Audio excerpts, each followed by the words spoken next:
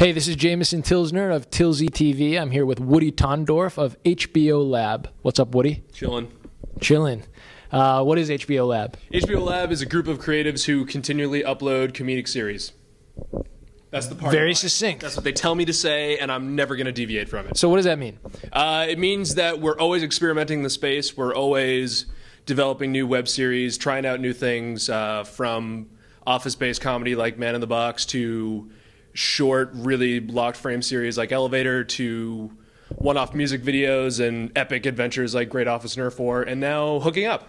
And HBOLab, and we'll talk about Hooking Up, but HBOLab is specifically devoted to new media. Is that right? Digital media? Yes. And with the intent of what specifically? Is it research and development? We're trying to inform HBO about what can be done in the new media space. So we're always experimenting, always trying new things to show what can be done. Okay. And from that, they learn from us, and we continue to build audience and provide value to HBO. Great. So your newest series, which was developed in-house, yes. Hooking Up. Well, why don't you talk about it a little bit? Hooking Up is a first-of-its-kind show that takes place in the fictional Basque University campus. It explores how freshmen in college, boys and girls, communicate differently, and even more so when you put in Facebook and social networking and instant messaging and Gmail and YouTube and such. It, if anything, widens the communication gap. And starring in the show, we have Jessica Rose, who played Lonely Girl 15 and had a role in Greek, Deanna Castellucci from Degrassi, Phil DeFranco, Sexy Phil from YouTube, and Kevin Wu, who's Kev Jumba on YouTube. So we brought together a whole bunch of... And Kevin Noltz. And Noltz, and Charles Trippy, Mr. Safety, Michael Buckley from What the Buck, and a whole bunch of other people. So you've brought together some of YouTube's biggest stars, some of the top subscribed videos or series on YouTube. Right. What's the thinking behind that? The thinking is we're trying to do something that's never been done before. We're asking the question, what happens when you take these mega stars from YouTube and you put them together and you put them in something that they're not usually doing? Because Kevin and Phil, they don't act in scripted series. They do vlogging, they do stuff that's just primarily just them. Right. So what happens when you take all of these people together and you give them a comedic story, something new to do? And we're experimenting with what's going to happen with audience, what's going to happen with content. Of course, quality always comes first, but it's just another experiment. Okay. And so what happens with content? We're doing all sorts of new things. I mean, having characters who have social networking profiles isn't that new, but we're having our characters' profiles update in real time. So in the second episode, when Jessica Rose says, "I updated the pictures on Golf Pro's tennis hose," you go to Facebook and you find it there. And so we've taken thousands of pictures. All our profiles are updated in real time. We also have elements of an alternate reality game that's played through hookingupshow.com and Facebook and MySpace. All sorts of new things. And it's just another experiment on what happens when the big names in YouTube go through this. What I've been really interested in is the new storytelling version of alternate reality gaming. Like, what happens when you have characters who are incredibly real to the point that when you're interacting with them, the characters respond back to you. What we've done here is we've taken these YouTube stars for the first time acting, but also having people suspend their disbelief and saying, okay, Phil DeFranco's no longer Sexy Phil, he's Nick Fisher, and he has his Facebook profile, and I'm figuring out what he's doing every day, communicating with the other characters. So you learn more about the story, and it's an enriching experience. I mean, you can go and watch the 10 episodes of the first season, then you get a good dose of comedy and you have some laughs. But when you go to Facebook or you go to hookingupshow.com, you learn more about the characters, you learn more about the story, and it really pulls people in. Because you can tell a story and you can give them episodes, but if you're not enriching their experience, people want to feel like they're part of it. And when you step into the Basque University website at hookingupshow.com, it's a unique experience where you are really part of the campus, you are really part of the student body.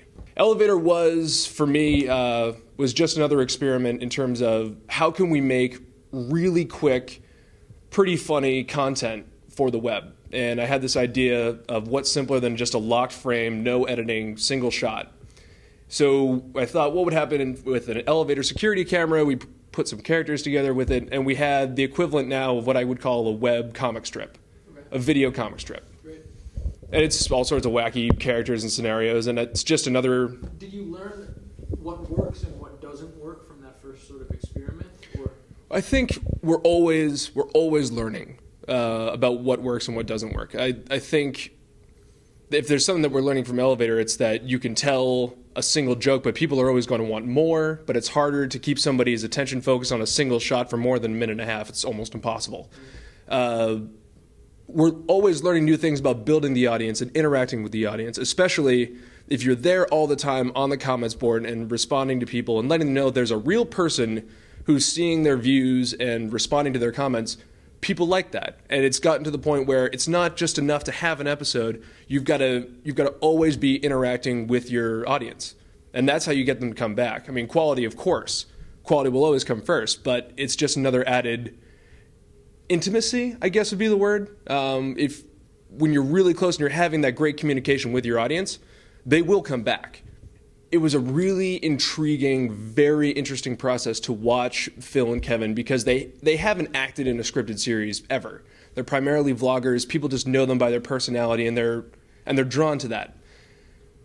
It was really fascinating to watch them start from episode 1, working with these very talented actresses and with a great crew and other supporting characters who were really great, to see them at first kind of go, okay, all right, I think I can do this. And to see them go from episode 1 to 10 and really grow as actors, I think they're going to surprise a lot of people.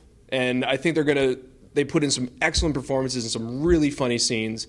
It's a very good show, and thousands of people are going to agree with us. The production itself was done at a suicidal rate. We had something like 50 pages of script. We did that in 5 days, a little less than 5 days, which no one slept. Several people died. They were brought back to life and finished their scenes, and then we let them go. From the very beginning of the pitch process, it was, God, I want to say I put together a rough cut of it in March. We decided to change the cast up, brought in the YouTube people in July, and we started our first episode on October 1st. So less than a year, but still there was a big gap between the initial pitch and then saying, okay, we'll do this. And when we wanted to do it, we did it fast, we did it hard, and we did it pretty efficiently. What sort of advice would you give to an aspiring new media producer who wants to make a big splash on the web? Just create. Put it out there, collaborate with other YouTube people who you admire. There's a really great channel called Fall of Autumn Distro that details this whole thing. To work with other YouTube people is a great way to build your audience and a great way to showcase your talents. And as long as you keep doing that and you're interacting and putting together quality content, the audience will come. Great. We can find all your work at youtube.com/hookingupshow or hookingupshow.com. The first 2 episodes premiere October 1st. Cool. Thank you so much. It was great meeting you. Thank you. Go Hippos. Can we do that again? That was lame.